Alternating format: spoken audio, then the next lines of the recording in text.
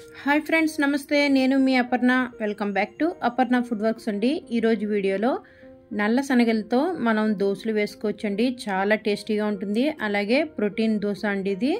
ఒకసారి మీకు ఎలా చేయాలో చేసి చూపిస్తాను. చాలా సింపుల్గా అయితే చేసుకోవచ్చు మనం.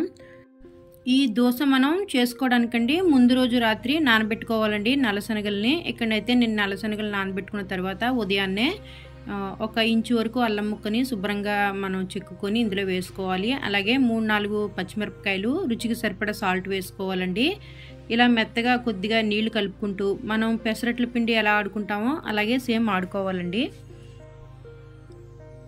ఇప్పుడు మిగిలిన శనగలు ఉన్నాయి కదండి, అవి కూడా మిక్సీ జార్లో వేసుకొని ఇందులో ఒక టమాటాని ముక్కలుగా కోసుకొని వేసుకోండి. అలాగే బియ్యం పిండి అండి, ఇక్కడ నేను 2 టేబుల్ స్పూన్లు బియ్యం పిండి వేసి మిక్సీ చేసుకున్నాను.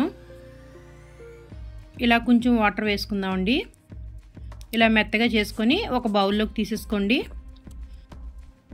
మూత పెట్టుకొని పక్కన పెట్టుకోండి. ఇందులోకి చక్కగా మనం కొబ్బరి చట్నీ చేసుకుంటే టేస్ట్ అనేది చాలా బాగుంటుందండి.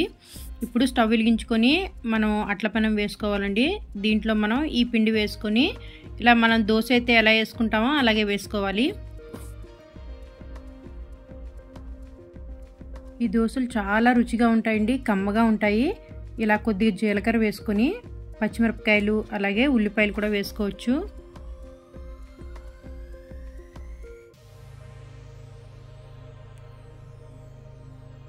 ఇది హై ప్రోటీన్ దోశ అండి. చక్కగా పిల్లలకి పెడితే చాలా ఆరోగ్యానికి చాలా మంచిది పిల్లలకి. అలాగే పెద్దవాళ్ళకి కూడా చాలా మంచిదండి. ఇలా కొద్దిగా నెయ్యిని వేసుకొని ఇలా తిప్పుకోవడమే. ఇలా 2 వైపులా కాల్చుకున్న తర్వాత ప్లేట్లోకి తీసుకుందామండి. ఫ్రెండ్స్, చాలా టేస్టీగా ఉంటుంది. ఒక్కసారి ఇలా ట్రై చేసి చూడండి. ఈ వీడియో మీకు నచ్చినట్లయితే తప్పకుండా ఒక లైక్ ఇవ్వండి.